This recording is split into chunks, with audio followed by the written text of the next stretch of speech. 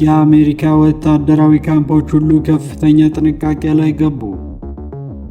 በዓለም ዙሪያ ከ750 በላይ ወታደራዊ ካምፖች ያሏት ሀገር አሜሪካ ሁሉንም በአንድ ጊዜ ተጠንቀቁ ብላለች።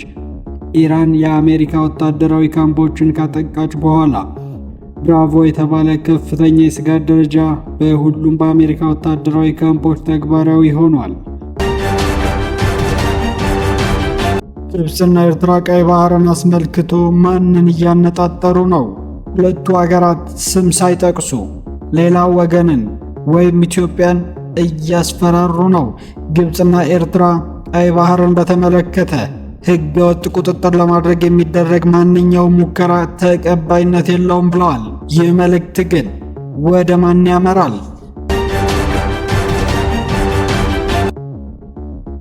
የካቲት 28 ቀን 2018 ዓ.ም አሜሪካና እስራኤል ኤፒክ ፊውሪ የተባለ ወታደራዊ ዘመቻ በኢራን ላይ ጀመሩ።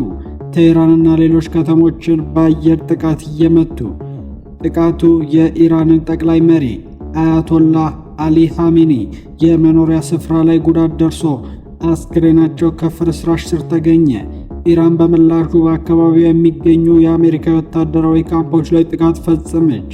ባህሬን፣ ዮርዳኖስ፣ ኢራቅ፣ ኳታር፣ ኩዌት፣ ኦማን፣ ሳውዲ አረቢያና የተባበሩት አረብ ኤሚሬትስን ጨምሮ። ይህንን ተከትሎ ኤቢሲ ኒውስ የተባለ የአሜሪካ ቴሌቪዥን ጣቢያ ከአንድ የአሜሪካ ባለሥልጣንን ጠቅሶ ሁሉም የአሜሪካ ወታደራዊ ካምፖች ብራቮ ደረጃ ላይ መድረሳቸውን ዘግበዋል። ብራቮ ደረጃ ማለት በፔንታጎን ፖሊሲ ኒውስ መሠረት የተጨመረ ወይም ይበልጥ ሊገመት የሚችል የሽብር ተግባር ስጋት መኖሩን የሚያመለክት ደረጃ ነው። ጥቃት ከመድረሱ በፊት ያለው ከፍተኛ የደህንነት ደረጃ ተደርጎ ይወሰዳል። ይህ ማለት ተጨማሪ ፓትሮል፣ ጠበቅ ያለ መግባቢያ ቁጥጥር፣ የተጠናከረ የመሠረተ ልማት ጥበቃ እና ለፈጣን ምላሽ ዝግጁነት ማለት ነው። አሜሪካ በዓለም ላይ ትልቁን የወታደራዊ ካምፖች መረብ ትይዛለች። ከ700 በላይ ካምፖች በ80 በላይ ሀገራትና ግዛቶች ውስጥ። ከሳንዲያጎ እስከ አውሮፓ ድረስ ያሉ ካምፖች ተጨማሪ የደህንነት እርምጃ ተግባራዊ አድርገዋል። ዩኤስኤስ አብርሃም ሊንከን የተባለው የኒውክሌር ኃይል የጦር መርከብ ለሳምንታት በአረብ ባህር ውስጥ ቆይቶ ኢራንን ኢላማ ላደረገው ዘመቻ የአየር ማረፊያ ሆኖ አገልግለዋል።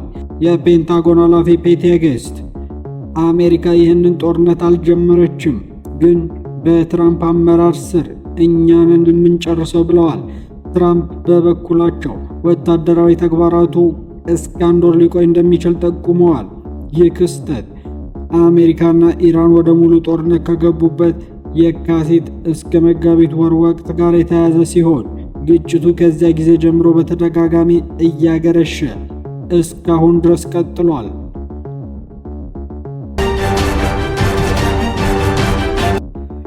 ኢትዮጵያ ላለፉት ጥቂት ዓመታት ከ1983 ዓ.ም ኤርትራ ነፃነቷን ካገኘችበት ጀምሮ ያጣነውን ቀጥተኛ የባህር በር ተደራሽነት ለማግኘት ጥረት ስታደርግ ቆይታለች። ጠቅላይ ሚኒስትር አብይ አህመድ ወደ ቀይ ባህር ተደራሽነት ማግኘት ለኢትዮጵያ ኢኮኖሚያዊና ደህንነታዊ ህልውና ወሳኝ ጉዳይ መሆኑን ደጋግመው ገልጸዋል። በ2016 ዓ.ም ኢትዮጵያ ከሶማሌላንድ ጋር የመግባቢያ ስምምነት ተፈራርማ ነበር፣ በበርበራ ወደብ በኩል ተደራሽነት ለማግኘት። ይህ ስምምነት ግን ከሶማሊያ፣ ከግብፅ፣ ከኤርትራ ከፍተኛ ተቃውሞ ገጥሞት አሁንም ሙሉ በሙሉ ተግባራዊ ሳይሆን ቆይቷል። ግንቦት ወር 2026 ላይ ግብፅና ኤርትራ በካይሮ ተገናኝተው የቀይ ባህር ደህንነትና አስተዳደር ለባህር ዳርቻ ሀገራት ብቻ የተያዘ ኃላፊነት ነው በሚል የጋራ መግለጫ አውጥተው ነበር። ይህም ከባህር ዳርቻ ውጭ ያሉ ወገኖችን በተዘዋዋሪ ኢላማ ያደረገ ነው ተብሎ ተተርጉሟል። ኢትዮጵያ ይህንን ተከትላ ግብፅ የኢትዮጵያ የቀይ ባህር ተደራሽነት ጥረት ለማደናቀፍ እየሞከረች ነው ስትል ከሳለች። በግንቦት 21 ቀን 2018 ዓ.ም ደግሞ የኢትዮጵያ የውጭ ጉዳይ ሚኒስቴር ቃል አቀባይ አቶ ነቢያት ጌታቸው ኢትዮጵያ የባህር በር ተደራሽነትን በሰላማዊና ዘላቂ መንገድ ለማግኘት መስራቷን ትቀጥላለች ብለዋል። በሰኔ ወር 2018 ዓ.ም ግብፅና ኤርትራ በካይሮ ተገናኝተው ማንኛውም ከባህር ዳርቻ ውጭ ያለ ወገንን የደህንነት ስምምነት ለመጫን ወይም የባህር ተደራሽነትን ለማስገደድ የሚደረገውን ማንኛውም ሙከራ ሙሉ በሙሉ አንቀበልም ሲሉ በድጋሚ አረጋግጠዋል። ይህ መግለጫ በቀጥታ ኢትዮጵያን ስም ባይጠቅስም አምባሳደር ዴቪድ ሺን ጨምሮ ይህ በግልጽ የባህር በር አልባዋን ኢትዮጵያ ኢላማ ያደረገ ነው ሲሉ ገልጸዋል። ግብፅ በተጨማሪ ከቱርክ ጋር በተመሳሳይ ጉዳይ ተስማምታለች። የካቲት ወር 2018 ዓ.ም ላይ በካይሮ በተደረገ ስብሰባ በቀይ ባህር ዳርቻ ላይ ወታደራዊ መገኘት ለመመስረት የሚደረገው ማንኛውም ሙከራ ተቀባይነት የለውም ብለዋል።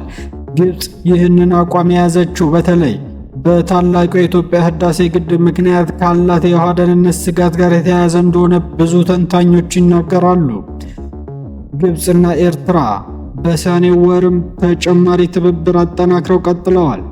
በባህር ትራንስፖርት ዘርፍ ስምምነት ተፈራርመዋል።